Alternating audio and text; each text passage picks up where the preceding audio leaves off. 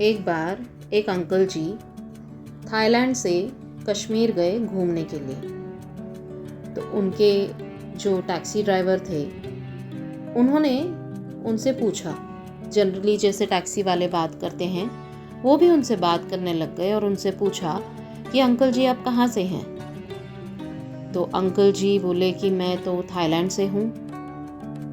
और बस ये बोल के वो चुप हो गए और बाहर जो कश्मीर की वादियाँ होती हैं, जो स्नो है, जो बर्फ़ है, जो उन्होंने कभी नहीं देखा, जिस चीज़ के लिए वो आए थे वहाँ देखने के लिए, वो उसका आनंद उठाने लग गए, वो लुत्फ़ उठाने लग गए उसका। और वो बहुत मग्न हो गए बाहर की नज़ारों में।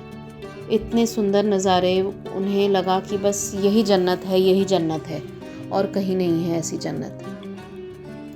तो थोड़ी देर बाद वो जो टैक्सी ड्राइवर थे उन्होंने फिर से पूछा, अच्छा अंकल जी आप तो थाईलैंड से हैं आपने कहा, तो क्या वहाँ पर समुंदर है? तो अंकल ने बोला कि हाँ अब समंदर मतलब बहुत बीचेस हैं। तो वो बहुत खुश हो गए टैक्सी ड्राइवर।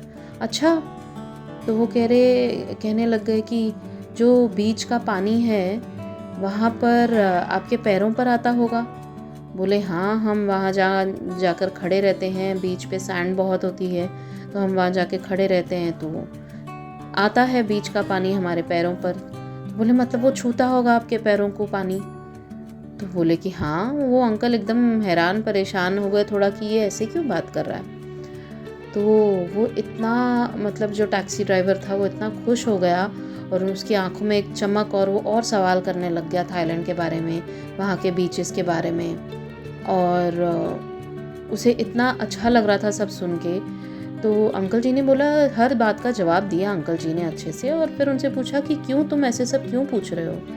तो बोले अंकल जी हम तो कश्मीर से बाहर कभी नहीं गए, तो हमने ये बर्फ़ के अलावा और कोई जन्नत नहीं देखी है।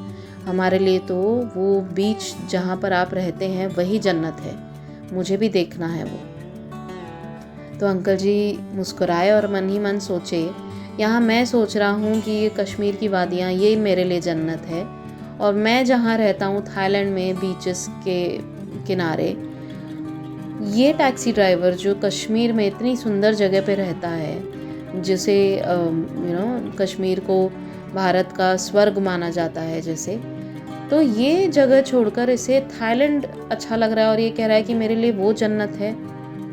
तो अंकल जी मन ही मन सोचे कि भगवान हमें जहाँ रखता है, हम अगर उसी जगह को स्वर्ग मान ले तो हमारा जीवन कितना खूबसूरती से गुजरेगा। लेकिन अगर हम हमेशा दूसरों के पास जो है उसकी इच्छा रखेंगे तो इच्छाएं तो कभी पूरी नहीं होती, तो हम तो कभी खुश नहीं रह पाएंगे, कभी वो खुशी महसूस ही नहीं कर पाएंगे। तो इस कहानी का अर्थ यही हुआ कि बाबा ने हमारे लिए जो प्लान किया है वही सबसे उत्तम है।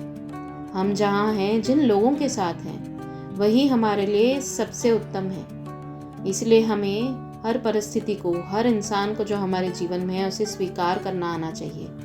तभी तो जीवन में बहुत आनंद, बहुत सुख महसूस होगा हमें, क्योंकि ये सब बाबा की ही मर्जी से होता है। जो ज़िंदगी हम जी रहे हैं वो हमारे लिए, कभी कभी हम सोचते हैं कि कैसी ज़िंदगी है, हम कितनी कंप्लेन करते हैं कि हमें ये दुख है वो दुख है।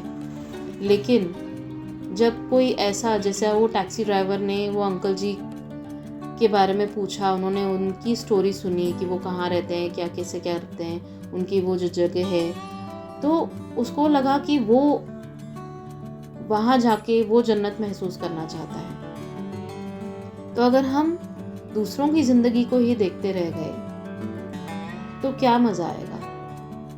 मतलब हम तो हमेशा दूसरों उस तरह की इच्छा रखेंगे। तो कहने का मतलब यही है कि तुम जहाँ हो, जिस हाल में हो, जिस जगह पर हो, बस खुश रहो, क्योंकि बहुत लोगों की ज़िंदगी तुम्हारी तरह नहीं होगी। तुम जितने आशीर्वादों से ब्लेस्ड हो बाबा के, उतने तो बहुत लोगों को नहीं मिले हैं आशीर्वाद। बस यही बात बाबा समझाना चाहते थे शायद इस कहानी से, कि आज ये कहानी बाबा ने मुझे कहा कि ये ही सुना। आपको अगर कहानी अच्छी लगी, इसका अर्थ अच्छा लगा कि बाबा जो कह रहे हैं कि तुम जहाँ हो वहाँ खुश रहो, क्योंकि तुम जहाँ हो वहाँ मेरी मर्ज़ी से हो। जो हो रहा है वो मेरी मर्ज़ी से हो रहा है। हर पल हर क्षण अगर हम यही मान के चलें कि जो हो रहा है वो बाबा की मर्ज़ी से हो रहा है, तो बस हम मन को ना संतुष्ट रख पाएंगे कि ओके, नो प्रॉब्लम, बाबा आपकी जैसी मर्ज़ी। तो अगर दुख भी आएगा तो बाबा की मर्ज़ी से आ रहा है, कुछ सिखाने के लिए आ रहा है, तो वो निकल जाएगा। बाबा का नाम लेते रहिए, और अगर स्टोरी अच्छी लगी तो ज़रूर शेयर कीजिए अपने फ्रेंड्स और फैमिली के साथ। Thank you so much. अगले थर्सडे फिर आऊँगी एक नई स्टोरी के साथ। ओम साई राम, जय साई राम।